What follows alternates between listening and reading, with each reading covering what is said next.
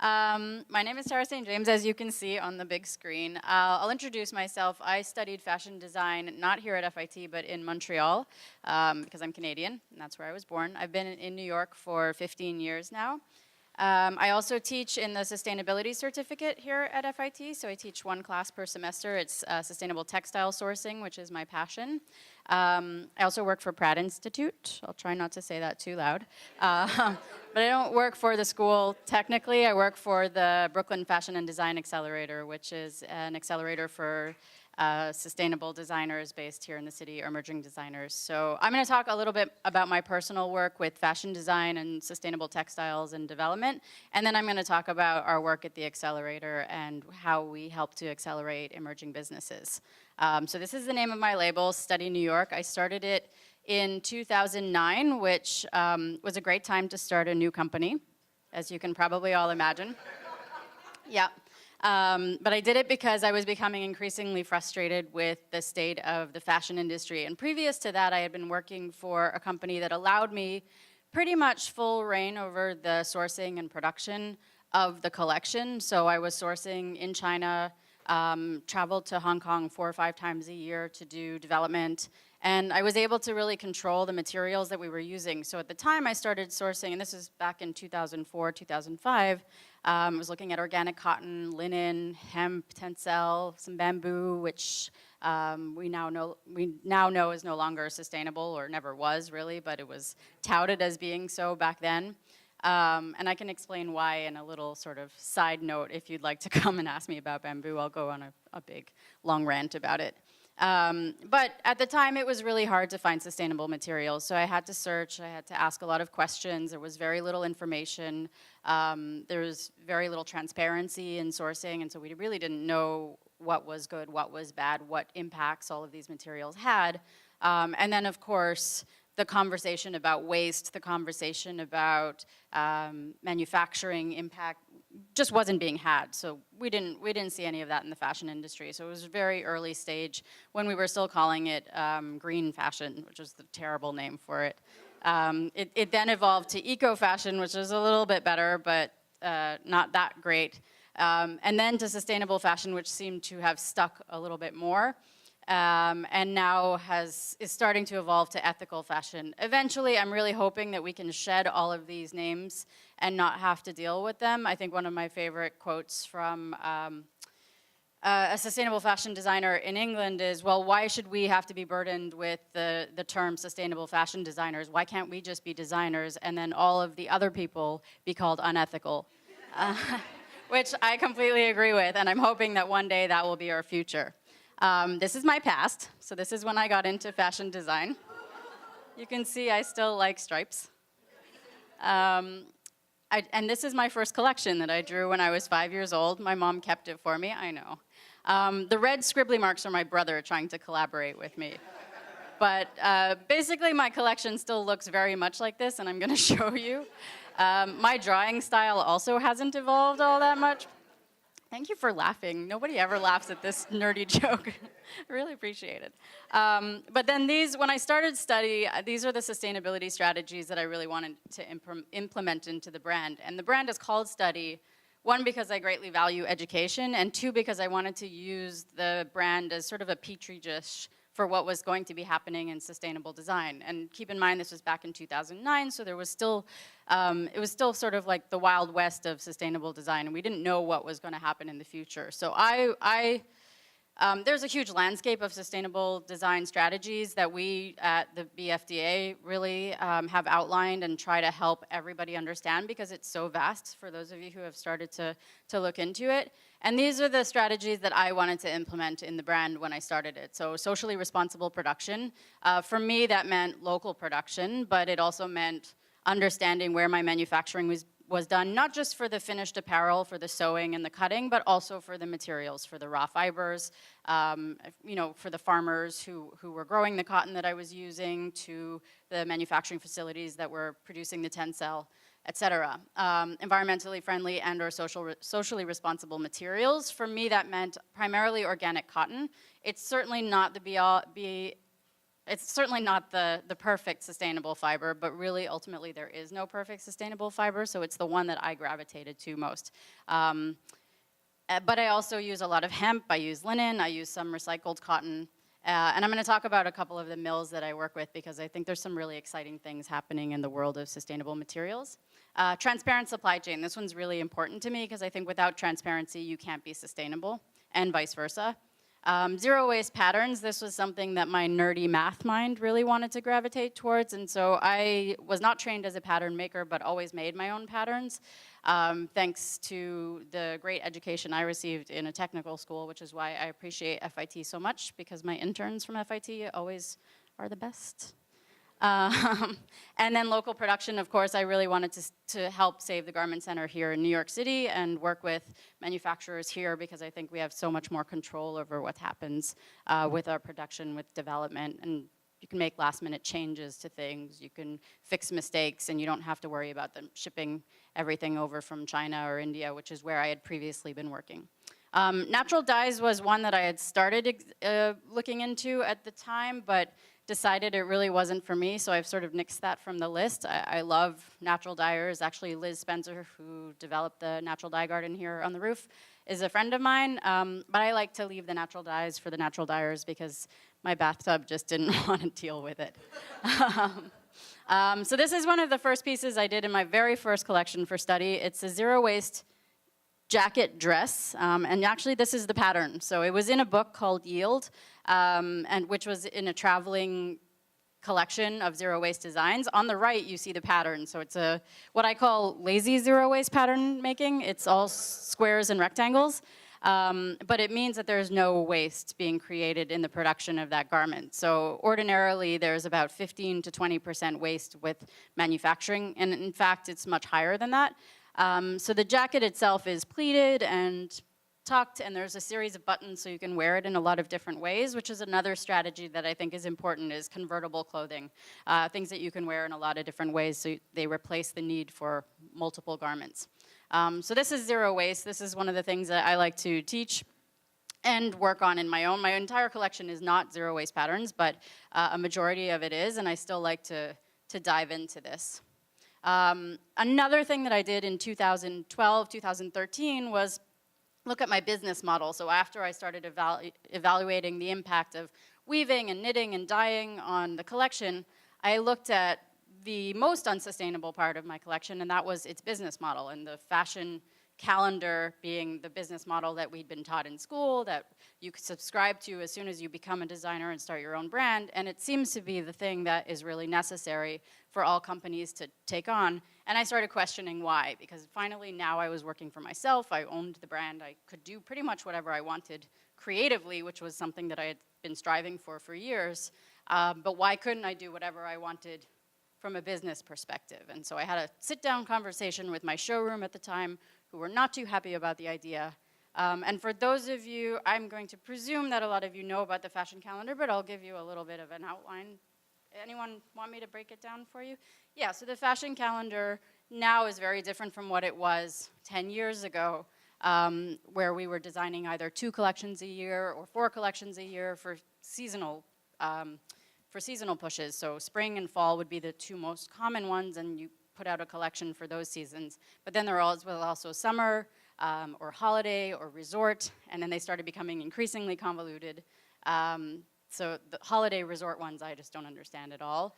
Then now there's pre-summer and pre-fall and pre-spring and pre-winter and all these other collections that are mandated by designers to produce and ship, and it meant that as a designer you had to scrap your previous collection and start from scratch. So a new, and you know, some would carry over some styles, but the idea was that consumers wanted something new.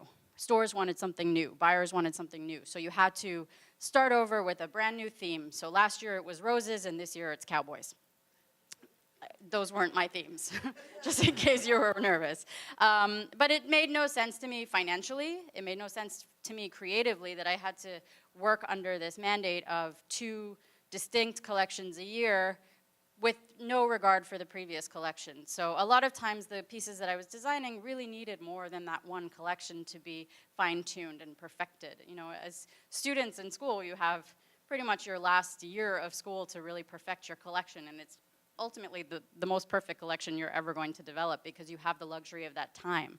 We don't have the luxury of that time in design or in manufacturing. So what I decided to do was scrap that and create a uniform collection with my my best-selling basically and my most common styles, the styles that I thought were somewhat timeless. So this is actually a photo from 2012, and I still produce every single one of these pieces, sometimes in different fabrics, but they have become the core of my wardrobe. And so I'll change the fabrics, occasionally I'll change the colors, but ultimately I wanted to use this as a building block for the perfect wardrobe for my customer or for myself, and then add to these with seasonal capsules. So in the summer I'll add lighter pieces, in the winter I'll add you know, heavier weight knits or outerwear, but these are the basics that I was adding to. And there's a few other styles that aren't pictured here, but really looking at negating the fashion calendar was, I think, the biggest sustainability impact that I've had, or initiative. This was another one, so a project that I decided to take on, and I was only able to do this because of the change in the fashion calendar, because it allowed me to be a little bit more exploratory with my designs. And so this is, you can kind of see some background there. I think I have more information. So this is what I called Conversations in Craft, and it was more of an art project than it was a collection, but it was a piece that I did to highlight issues in the labor workforce in the fashion industry, globally really, because I was working with textile mills and artisans around the world, even though a bulk of my manufacturing was being done here in New York. And I really wanted, at the time I was developing knitwear in Peru, and I was flying down there once a year to develop the knitwear. It was all done by hand knitters, and primarily women, because 80 to 90% of the workforce in the fashion industry is women. And so those are the people who are most affected by low wages and labor issues, and so I wanted to really highlight that with that sweatshirt. So what we did is we made kits. So all the sweatshirts were blank and made in Brooklyn, and we made these kits. So this is when I walk around. It's the only time pretty much. So we made these kits of yarn and needles and the cord, which you can kind of see. Actually, I think there's a better picture. Yeah, here. So all of this yarn, the cord here, the needles, the sweatshirt itself, and the template for the embroidery, which you see over on the right side. We sent those out to 3 different groups of artisans who all knew how to embroider because it had been passed down for generations in their families. But the groups were sort of more formal than just home workers, so they were organized as home workers. They were home workers organized in usually nonprofit groups. So the first group I sent to was in Peru because my hand knitters had another collective that was working with them who could embroider. The second group was actually in Pakistan, but it was displaced women from Afghanistan who were being organized. And then the third group was also Afghan women who were here in the Bronx. And so what we did is we also sent them $24 US with each sweatshirt. So that was the amount of money I wanted to pay for the embroidery. And I asked them to stop embroidering the pattern when they felt that $24 had been used up for their fair wages. So in New York at the time, that was 2 hours, so it didn't get very much. In Peru, that was, now I'm forgetting, 15 hours. And I didn't mandate the number of hours that they worked. I asked them to decide what was a fair wage for them. And then in Afghanistan, it was 17 hours. And so they continued the pattern on the back of the sweatshirt. And so you can, what I did is I made a hang tag with the name of the woman who had embroidered, a little profile. We did profiles of them on the website, and then highlighted the minimum wage at the time. So here it was $12. In Peru it was $3.26. This is in US dollars, obviously. And then in Afghanistan it was $2.55 in 2013.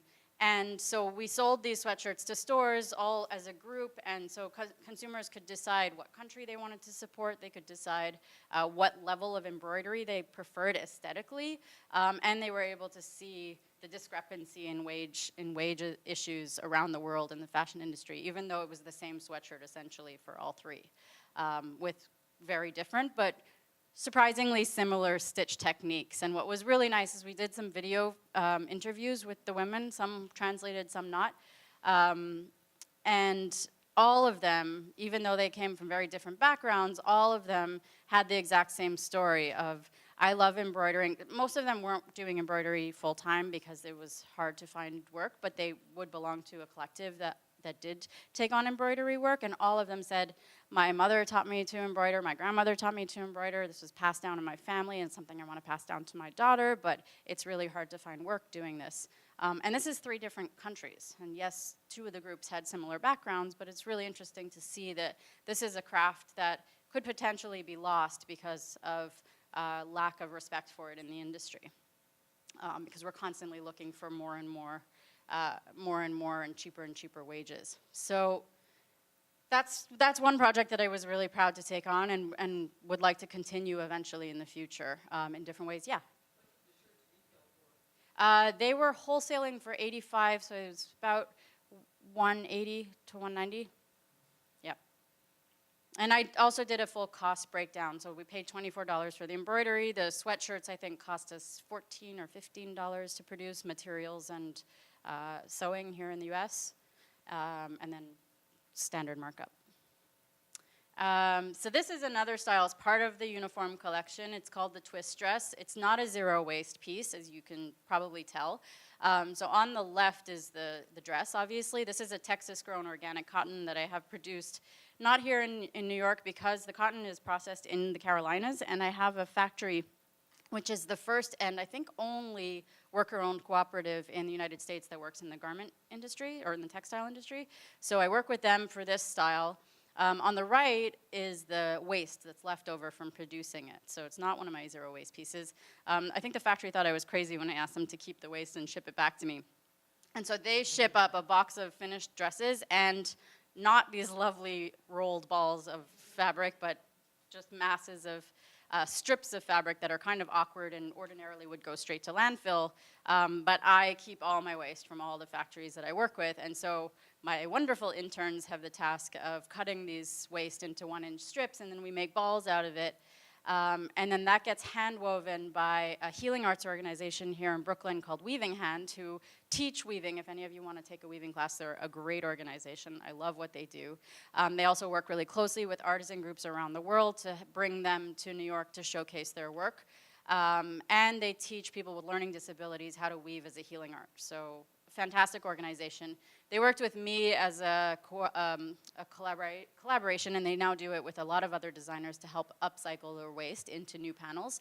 So weaving 4 panels like this with the scraps takes about 8 hours. That doesn't count the setup time for the loom, which is really time consuming. And then we make it into sweatshirts. So what you see on the right is the sweatshirt pattern from the waist. Everyone is different because it depends on what color dresses we were making that season or that month, and the pattern of the way it was cut. So it could be cut horizontally with the stripe or vertically, and so you get really distinct, interesting, almost animal-like patterns, which I think is really cool. And then that was featured. It's really tiny, but it's still there, down in the corner. As one of the 10 ways fashion is going to save the world, which is very exciting because InStyle is a really traditional fashion magazine and doesn't usually touch a lot of these issues, and now we're starting to see that showcase. There's also Stella McCartney on this page, which is really exciting for me. This is a new initiative that I started about 2 years ago, and when I talked about transparency in my supply chain, this is my label, so this is, you can tell the dress that I showed you earlier. What's missing is my logo, but you've already seen it. You don't need to see that. So usually you'd see the logo and a size on a label, and maybe you'd see the care and the content on the inside side seam or somewhere else. I wanted to put all of that together, but I also wanted to add more transparency. And so on my website, you can click through all of these resources to find the weaving mill or the knitting mill or the spinning factory. But most people don't shop through my website. A majority of my clothes are sold through retailers, boutiques.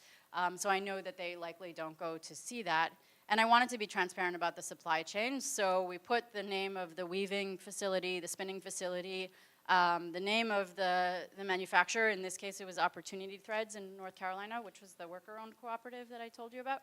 And then the last thing we did was have the sewer sign their name on the garment so that you could connect. What I wanted to do was connect the sewer to the customer, because that way, really, without that person who was sewing the clothes, there would be no garment. I play a very small role in this. So I wanted to do that. In North Carolina, they were really thrilled and proud and happy, so you could see she signed her name very clearly.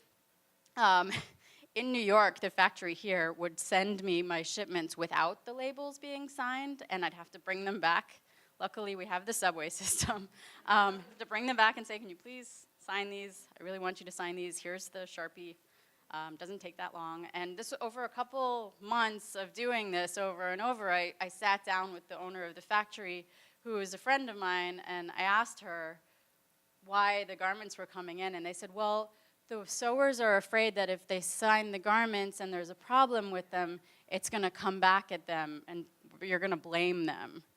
And it almost brought me to tears, because that was the exact opposite of what I wanted to do. I wanted to really showcase what they were doing, and I would never do that to a factory. And so I finally sat down with them and explained to them that was not at all what I was planning on doing. And also, I know where the factory is, so if there's a problem, I'm going to go back to them and complain anyway. But they squiggle their names. They're not as legible as I'd like them to be, but they still squiggle the names a little bit. And so the idea is there, but the name of the factory is on the label regardless. And so that was something that was really important to me. And then this is some of the newer images of the same uniform-based collection, but you can see styled differently on a different model. So every season I update the photos, but I don't update all the clothes. That's the twist dress on the right. And so there's a lot of organic cotton in this picture, but there's also hemp, wool, linen.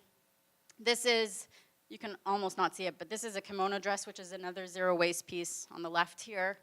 And then this is probably my favorite quote on eco-fashion, which is when we called it eco-fashion. So I think this is the end of my study presentation, yes.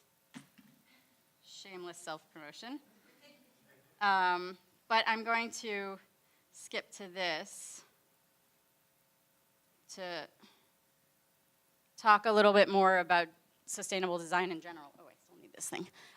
So this is there's a little bit of contention in and actually this might be the right room to have researched this. I've heard anywhere between 80 and 90% being told in this particular quote. No one can really trace it back to the real impact. So I'd love to actually know so that future presentations I'm giving the real percentage, but I like to use 90 because I think it places more responsibility in the hands of the designers. Although Yves Chouinard from Patagonia says 80 in a lot of his speeches, so he might be right. But let's say 80 to 90% of a product's impact is determined at the design phase, and that's especially including fabric, but location of manufacturing, who's manufacturing, what materials are being used, where they're being shipped from, the waste that's inherent in that design, but also the type of design that it is. Is it a trendy fast fashion garment that's going to be discarded and unused after 2 weeks? Or is it something that's going to become an heirloom in the family and you'll hopefully save for decades? And a lot of that is really the basis of what we do at the BFDA and the way I design my own line. And so, sorry, let's pretend that that's not here. We're all friends, right? Yeah. So what we've created at the BFDA is a sustainable fashion roadmap. It's a digital tool that looks at impact primarily in the fashion design. 10 minutes? I'm going to talk fast then. So primarily in the fashion industry, but we also work with toy designers and accessories and tech companies and basically anyone who's working sustainably. So this is the way that we've outlined sustainability in that field, is resources, human health, environmental impact, and social equity. I'm going to skip forward here in my fake animation just to give you a few different numbers in the industry. So the textile industry is known to be the second largest polluter in the world, right after big oil. I know, wow, that's a big one, right? The next one has now been there's arguments about it because you can't really just straightforward say this is how many gallons of water it takes to grow a t-shirt. But in fact, if we're averaging it out, it takes about 600 gallons of water to make the cotton for a t-shirt. During the manufacturing and use phase, that is increased to 4,000 gallons of water. So water is a thirsty crop. It takes, whether it's organic cotton or not, cotton is a thirsty crop. Whether it's organic cotton or not, it still requires a lot of water. What's really impactful here, though, is that we wash our clothes far more than we should. And so the ultimate use phase of that t-shirt is what has the greater impact, in particular in water. But dye also has a huge impact here. Textile manufacturing accounts for 3% of the world's CO2 emissions. Textile and garment manufacturing create 2.5 billion tons of wastewater just in China every year. The reason I have this stat for China is because that's where a majority of our garment manufacturing is being done. Whoa. It's getting sexy in here. Textile manufacturing sector accounts for up to 20% of the world's industrial pollution. And then the last one, which is one I want to talk about, is 12.8 million tons of pre-consumer textile waste are discarded globally. So that's the scraps from manufacturing. And I think I have an image coming up that's going to highlight that a little bit. But this is basically the basis of why we started the BFDAs, because you have to think differently in order to problem solve. And that's how we want to approach the fashion industry as a whole.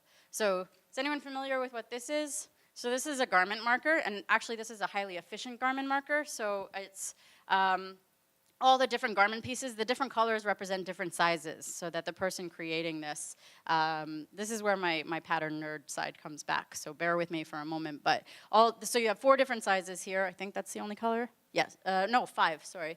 So 5 different sizes here, all laid out. What you can't see that's really small on the bottom is it says 87.1% yield, which means that there's less than 13% waste in this marker, which is considered very highly efficient for the manufacturing industry. The average is about 15%, and usually large-scale manufacturers will consider it effective if it's under 15%. But that 15% is still a considerable amount of textile waste that goes straight to landfill, because as you can see, the waste is all these little white pieces here, so they're really small, so you can't do much with them.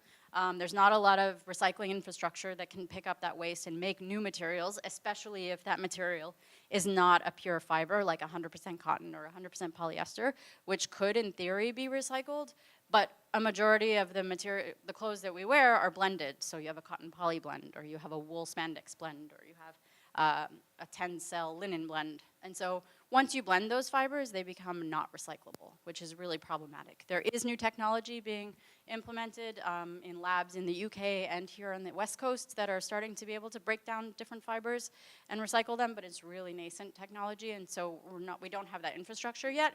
What's not being said here is that the actual textile waste in the industry is closer to 40%, and that's because the end of roll of that fabric that maybe is not long enough for this marker gets discarded.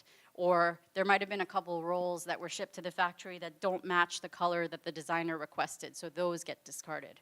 Or the print is off a little bit. So all of that gets burned, and that's really tragic. And so we're looking at solutions like this one, which is, this is not lazy zero waste pattern making. This is a professor at Parsons named Timo Rissanen who basically spearheaded the zero waste pattern movement. As you can see, it's a lot more complicated than what I do. So the pattern on the right is the sweatshirt on the left. This is my interpretation, so the lazy version. And then again, another zero waste initiative. And then this is basically the entire circular supply chain that we look at to problem solve for zero waste as well as for sustainability. So this is actually a digital platform that we've created at the BFDA to help designers understand the whole landscape of sustainability. So it's not just about materials, not about manufacturing or distribution, it's also about use and what your customer is going to do with the garment when they're done wearing it, or how are they going to take care of it. So repair systems, take-back programs, end-of-life recycling programs, and then innovation. So how do we incorporate technology and new technologies into materials ethically and responsibly without just making more things that the world doesn't need. I'm gonna skip a little bit of this because I talked a lot about this already and because I'm running short on time, but then there's a couple initiatives that I wanted to talk about. Fab Scrap was already mentioned, but they're really one of the newer initiatives in the city of New York, and I know FIT is working with them, Pratt is, we are at the BFDA. They're working with design houses around the country, around the city to collect all of their textile waste, and this is not even just touching manufacturing yet. Another waste initiative is Fair Harbor, one of the brands we incubate at the BFDA, and they're working closely with recycled polyester from plastic bottles that have been saved from the oceans. So the founders of this company are this brother and sister team who grew up on Fire Island. You can grow up on Fire Island. I had no idea the people grew up there. I thought you just went there for Fridays in the summer. So this was shocking to me. But what they did, they grew up on the beach in Fire Island surfing, which sounds wonderful, and started to notice that there were more and more plastic bottles and plastic waste washing up on the shores of their hometown. So they started a men's, well now it's men's and women's, but when they started it was just men's swim shorts made from recycled plastic bottles. So every swim short saved 7 to 8 plastic bottles from landfill and was recycled directly. So polyester, luckily, is one of the fibers that can be recycled almost indefinitely. So it's one of the good things about polyester. There aren't that many, but that's one of the good things. And it can be recycled again, so their shorts can now be broken down and recycled into new shorts if the customer no longer wears them. So they've now added women's wear to their collection, which is really exciting. Innovation. So this is, I'm going to actually go back to talking about Fab Scrap a little bit. The Department of Sanitation did a research study a few years ago to look at just residential textile waste, and we throw out 200,000 tons of clothing, shoes, accessories every year, which comprises about 6% of the city's textile waste. So now the city has an initiative to reduce this waste to zero by 2030, I believe, or 2020, 2030. Does anyone know?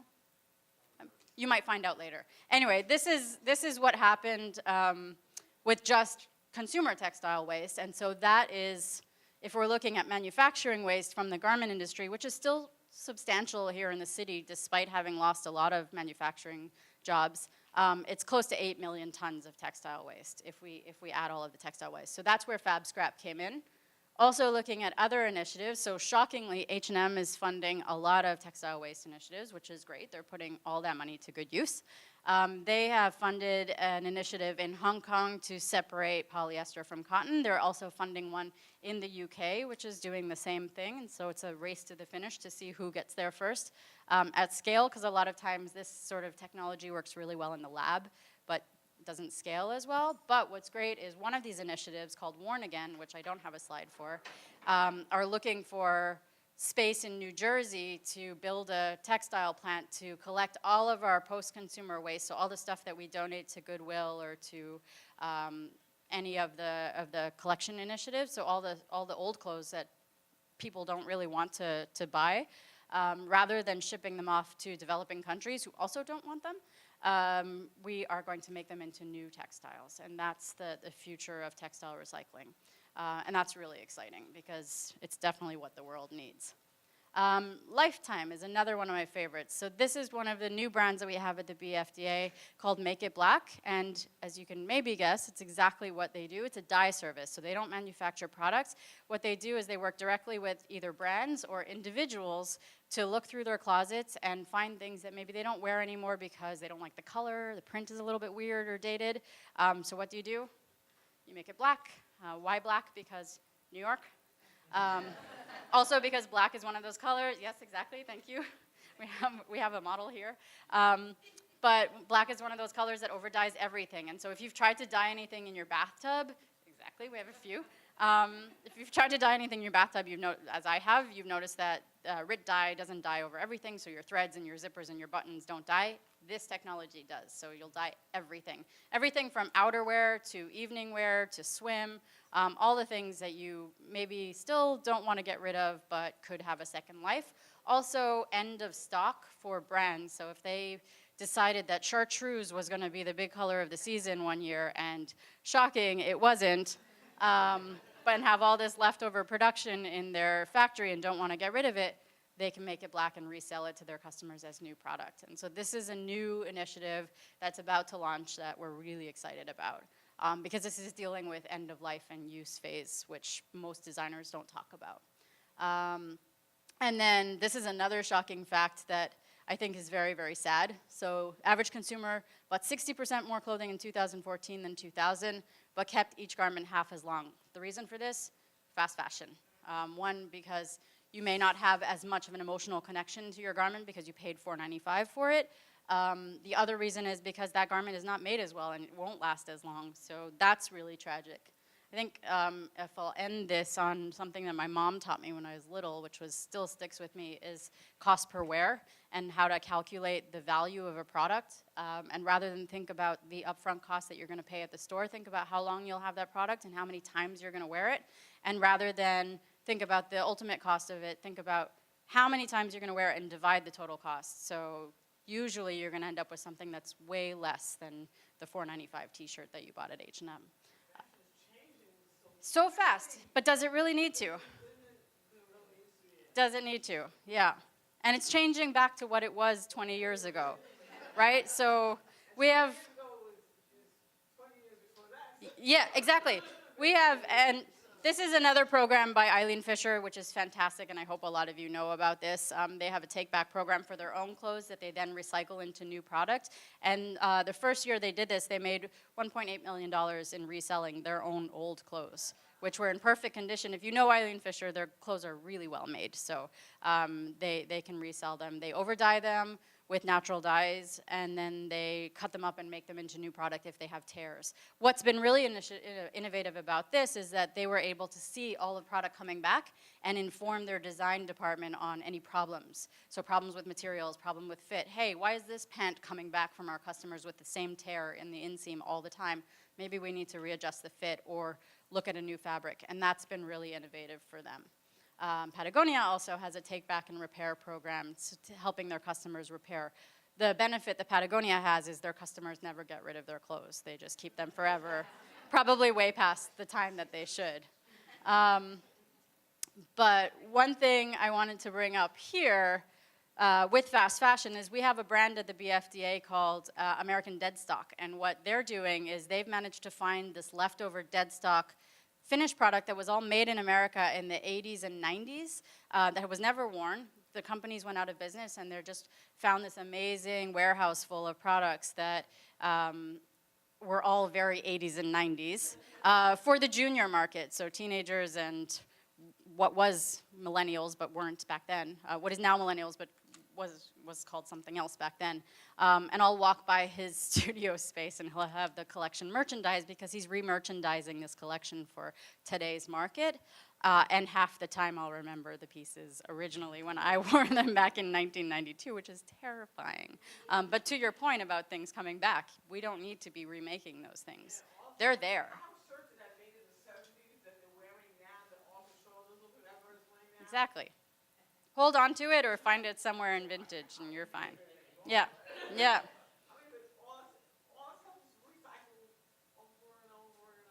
Exactly, exactly. And over and over and over, and it could be. So that's why clothing swaps are so great. So that's the end. I don't know, do we have time for a couple questions? No time. No time.